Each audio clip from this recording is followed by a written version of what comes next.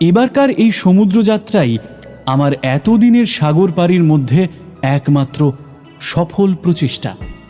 ক্যাপ্টেনের সঙ্গে বন্ধুত্বের ফলে জাহাজ চালাতে যেসব সাধারণ জ্ঞান দরকার তার বিষয়েও অল্প স্বল্প ধারণা হলো আমার।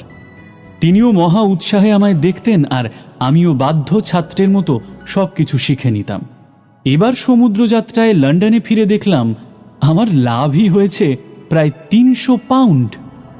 প্রথম ধাক্কাতেই একেবারে লাভ করে আমার উৎসাহ এবার দেখে কে। তবে এবারকার সমুদ্রযাত্রাও যে একেবারে সুখে শান্তিতে কেটেছিল আমার পক্ষে তাও পুরোটা বলা যায় না। এবার বেশিরভাগটাই কেন যেন আমার শরীর ভালো গেল না।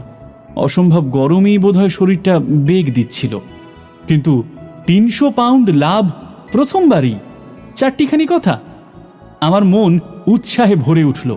মহা উৎসাহে আমি পরের সমুদ্রযাত্রার জন্যে তৈরি হতে আরম্ভ করলাম। নমস্কার, আপনারা শুনছেন গল্পখুড়ো। গল্পখুড়োর আজকের নিবেদন ড্যানিয়েল ডিফোর অন্যতম কালজয়ী সৃষ্টি রবিনসন ক্রুসো। ততক্ষণ পর্যন্ত ভালো থাকবেন, সুস্থ থাকবেন, গল্পে মেতে থাকবেন। আর হ্যাঁ, শুধু নিজে শুনলে হবে না, কিন্তু আপনার সমস্ত গল্পপ্রেমী বন্ধু বান্ধবদের ডাউনলোড করতে বলুন গল্পখুড়ো অ্যাপ।